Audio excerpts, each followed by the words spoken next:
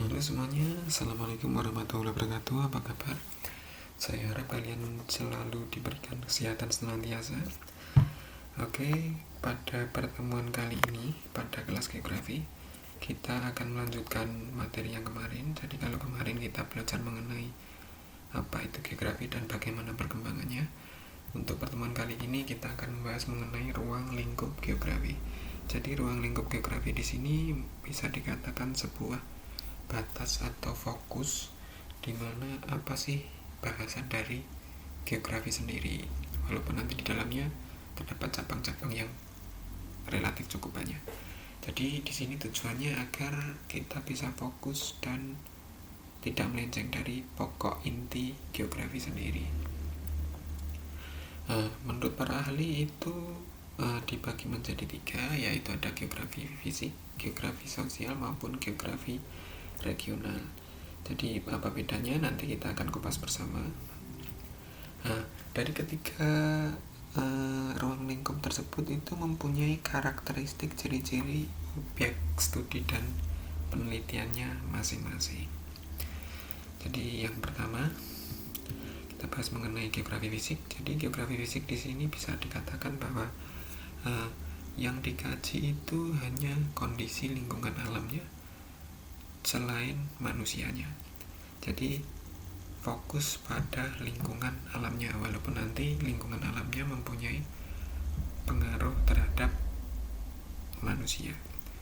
Jadi lingkungan alam di sini seperti kita tahu bisa meliputi darat, laut maupun udara. Di sini bisa bentuk, relief, iklim dan semua proses fisik yang terjadi di bumi. Ini tadi seperti yang saya sebutkan, darat, laut, udara itu meliputi antroposfer manusianya. Jadi yang dimaksud kalau di atas tadi definisinya di luar manusia, di sini manusianya itu yang dibahas. Misal kita bahas manusia atau penduduk, itu yang dibahas mengenai jumlahnya, jenis kelaminnya, terus rasio ketergantungannya, jumlah kelahiran, jumlah kematian, dan masih banyak lainnya. Itu bukan bagaimana mengenai interaksi dari manusia dan manusianya, tapi faktor-faktor fisik dalam hal manusianya tadi yang seperti saya sebutkan. Ada juga di lapisan udara, lapisan air, lapisan tanah, lapisan kehidupan maupun lapisan batuan.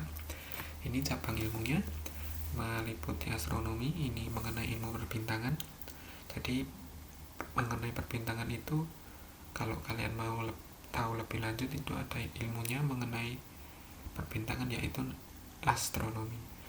Dan juga ada meteorologi ataupun klimatologi, ini bisa dikatakan saudara dekat ya. Kalau meteorologi ini mengenai cuaca, sementara klimatologi ini mengenai iklim. Ada juga geofisika, ini mempelajari bumi dengan prinsip fisika. Ada hidrologi mengenai air, pedologi tanah, biologi mengenai makhluk hidup, itu baik hewan, tumbuhan maupun mikroba. Zoologi ini cabang dari biologi yang mempelajari mengenai hewan. Fitologi juga itu mempelajari mengenai tumbuhan. Dan geologi ini mempelajari bumi mengenai sejarahnya, proses terbentuknya, unsur-unsurnya, dan masih banyak lagi. Ini contohnya apa? Ini contohnya, salah satunya adalah siklus hidrologi. Jadi air di dunia ini mengalami siklus demikian. Ada penguapan, ada kondensasi, sampai akhirnya airnya jatuh, nanti ada yang mengalir atau run off, ada infiltrasi atau istilahnya terserap oleh tanah, dan nanti mengalir sampai ke laut, menguap lagi, dan seterusnya, muter-muter. Ada lagi contohnya, ini mengenai tanah. Ini juga contoh geografi fisik, yaitu fenomena aurora. Jadi aurora ini hanya terjadi di belahan bumi bagian utara maupun bumi belahan bagian selatan. Jadi kalau di Indonesia ini tidak akan kalian jumpai, hanya akan menjumpai fenomena pelangi. Ada juga ini fenomena hujan, dan ini sering ya kita temui, di mana di negara tropis ini ada dua musim panas dan musim penghujan. Saya rasa ini juga sering kalian temui kalau hujan. Cukup jelas ya bagaimana geografi fisik itu. Kita bergeser ke geografi sosial. Kalau tadi mengenai kondisi lingkungan, kalau geografi sosial ini baru kaitannya atau garis besarnya mengenai manusianya. Jadi ini dampak dari lingkungan ke manusianya. Jadi dalam geografi sosial ini bisa dikatakan bahasanya kehidupan manusia, entah itu dengan lingkungan maupun dengan manusianya sendiri. Ini meliputi ekonomi, sosial maupun budayanya. Jadi ini yang ditekankan adalah bagaimana kaitannya dengan manusianya. Contohnya bagaimana?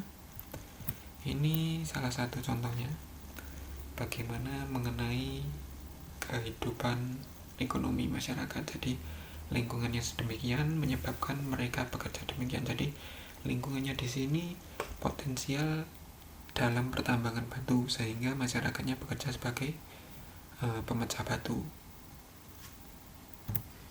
Ini juga bagaimana pemukiman kumuh itu karena saking padatnya jumlah penduduk dan terbatasnya lahan, akhirnya mereka buat rumah yang berdempet-dempetan seperti itu, dan perilakunya jelas terpengaruh sampai akhirnya buang sampah sembarangan. Ini akan kalian mudah temui ketika kalian berada di kota besar, kalau di Jawa Timur seperti di Surabaya ataupun di Malang. Ini bagaimana mengenai pola pemukiman masyarakat di gunung bandingkan dengan yang ada di kota.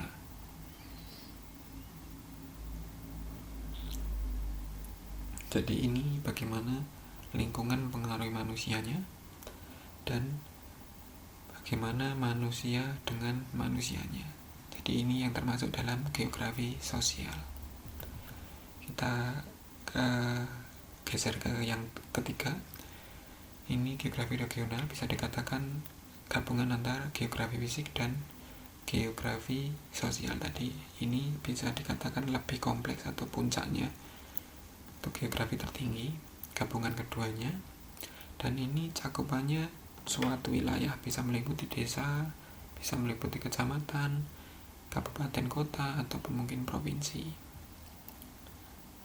Ini yang dikaji itu baik fisik maupun sosialnya. Apa contohnya? Bagaimana mengenai bencana. Jadi di sini bencana di Indonesia itu ketika dipetakan hasilnya seperti ini. Merah itu rawannya tinggi, kuning itu sedang, dan hijau itu rendah. Jadi daerah rawan bencana itu bisa dikatakan salah satu contoh mengenai geografi regional. Contoh lainnya, ini mengenai peta curah hujan. Ini cakupannya juga wilayah luas, antar kabupaten, bahkan provinsi, bahkan satu negara. Ini masuk dalam kajian di geografi regional. Contoh yang lainnya, yang terbaru dan sampai sekarang masih ada, yaitu wabah penyakit COVID-19 ya. Ini di Jawa Timur. Saya ambil beberapa waktu yang lalu. Ini bagaimana petanya seperti itu. Ini juga masuk dalam kajian geografi regional juga. Sampai sini saya rasa cukup paham dan cukup jelas ya bagaimana geografi fisik, geografi sosial maupun geografi regional. Jika ada pertanyaan silahkan sampaikan di kolom komentar, dan jangan lupa kalian isi absensinya ada di link berikut. Silahkan isi absensinya seperti yang kemarin-kemarin dan ikuti instruksi yang ada. Untuk pertemuan berikutnya nanti kita akan belajar mengenai objek studi geografi dan juga aspek geografi. Saya rasa itu saja untuk pertemuan kali ini.